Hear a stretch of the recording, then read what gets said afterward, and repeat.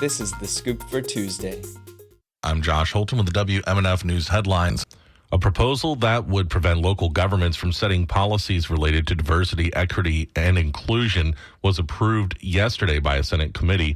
The Republican-controlled Community Affairs Committee voted 5-3 to back the measure, Senate Bill 420, sponsored by Republican Senator Clay Yarborough of Jacksonville.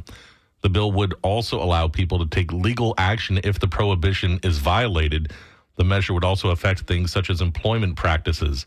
Democratic Senator Chevron Jones of Miami Gardens called the proposal authoritarianism and said it would not improve the lives of Floridians.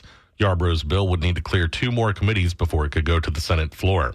The city of Tampa is still reeling from the impacts and aftermath of Hurricanes Helene and Milton last year. Local officials met yesterday at the DeSoto Center in Palmetto Beach, which is the most recent community center to reopen. Adriana Colina is the director of logistics and asset management for the city of Tampa. She said the city has at least $17 million more in repairs to go, but public safety is the top priority. So police and fire sites are repaired, and then we work hand in hand with Parks and Rec because we know how heavily the community relies on these community centers and how they want to get back to normal. The city says the damage was the most widespread and costly in the history of Tampa. Parks and Recreation will reopen 5 facilities by the end of May. The Kwame Doster Community Center will be the next to open by the end of the month, followed by Forest Hills Community Center next month. The Senate Ethics and Elections Committee yesterday voted 6-2 to approve a proposal that would put in the Florida Constitution 8-year term limits for county commissioners and school board members. The legislature in 2023 approved 8-year term limits for school board members, but those limits are not in the Constitution. Republican Senator Blaise Ingoglia sponsored the proposed constitutional amendment and told the committee that voters support term limits for elected officials. Senator Aaron Grahl voted against Ingoglia's proposal. Grahl unsuccessfully attempted to increase term limits from 8 to 12 years. She said that 8 years might not be long enough for elected officials to get the institutional knowledge they need to be effective. The proposed term limits, if approved by the legislature, would go on the 2026 ballot and would need 60% approval from voters to pass. Business groups are raising privacy concerns after state regulators requested detailed data on Floridians' prescription drugs, including patients' names and dates of birth and their doctors. The Office of Insurance Regulation is demanding data from pharmacy benefit managers who Governor Ron DeSantis and others have blamed for rising drug costs.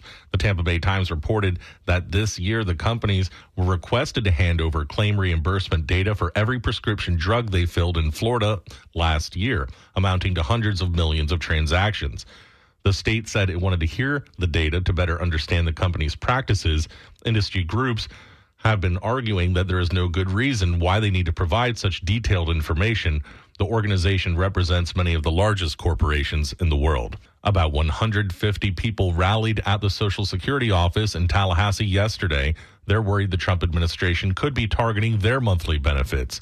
As Margie Menzel reports, the rally comes in the wake of a statement by Elon Musk, who is advising President Donald Trump.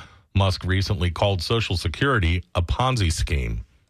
Both Trump and Musk say there are massive amounts of fraud in what they call entitlements, such as Social Security.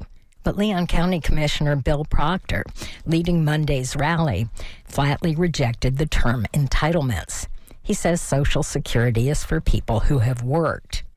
And I want y'all to know that this ain't about red party or blue. This issue is about green, our money.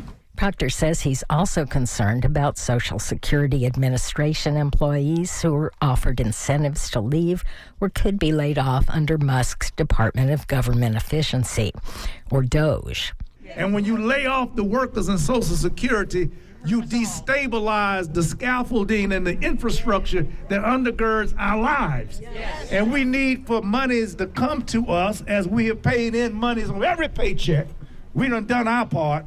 It's time for the government to live up to the social contract and do their part.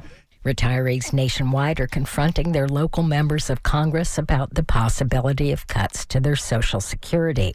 I'm Margie Menzel. Sunny skies today with warmer weather and highs near 80. Clear skies tonight and overnight lows around the lower 50s. Sunny skies tomorrow with highs in the lower 80s. I'm Josh Holton with the WMNF News headlines.